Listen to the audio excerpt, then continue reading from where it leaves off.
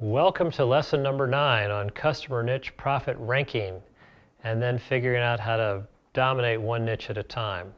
In this particular case study, a WayPoint client had 4,000 active accounts.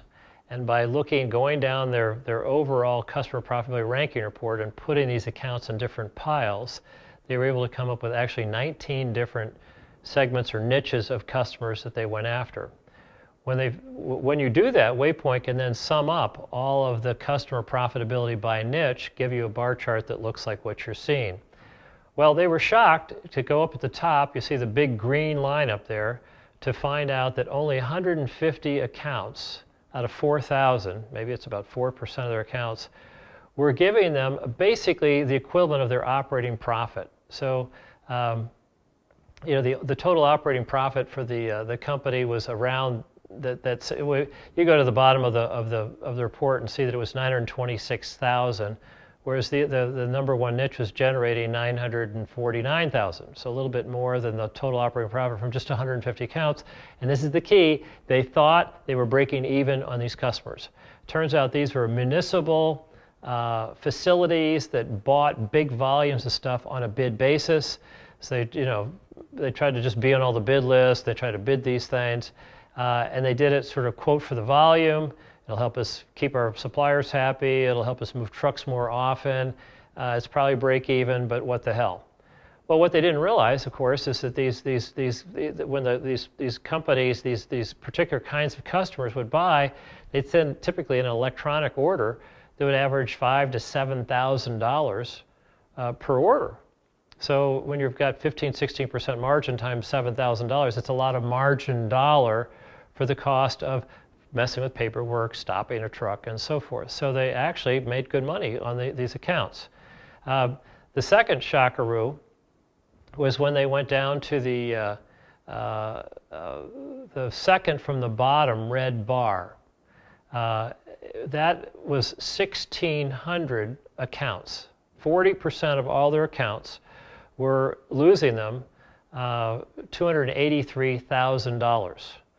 Now, these were self-employed mom and pop facilities that would buy, one widget at a time.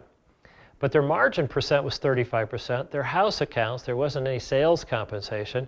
It got to the point where this company was offering free hotshot delivery up to 3 times a day because they thought this was good because they were driven by margin percent. So if we think margin percent is an approximation for profitability, then high margin is good and low margin is bad, when in fact it was exactly the opposite in this particular case when you looked at value equation economics. So, and then they said, well, if we listen to the customers, what the customers are saying is, fill in the blank. Well, these 1,600 customers are owner-operators. They beat up the salespeople. They play every game they can. Every nickel is theirs. They're working 100 hours a week to try to survive, and most of them are slowly dying. If you looked at the nature of their business, they really can't even sell it to a next generation. So what's the net present value? If you look at the losses you have this year and the losses you'll have next year, before they then tap out and leave you with a write-off, this isn't a very happy story looking down the road. So we need to take these guys, put them in a new division, and treat them in a different way. Let's see, 0.56, all these little stories here. The very bottom bar chart was really actually a handful of accounts. It was about 30 big retail chain stores where they'd put out a big contract. Here's all the stuff we plan to buy this next year. Do you want to bid it? But then they'd have 10, 20, 30, 40 stores where each store manager potentially could buy however they wanted to buy.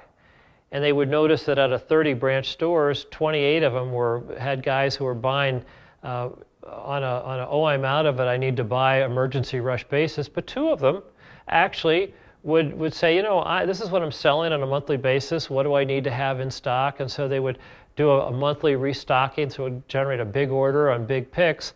And their sales on those items were actually growing because they always had it in stock. You're going to have more sales. Whereas the people that are saying, oh, I don't have it in stock today, then customers aren't going to buy it.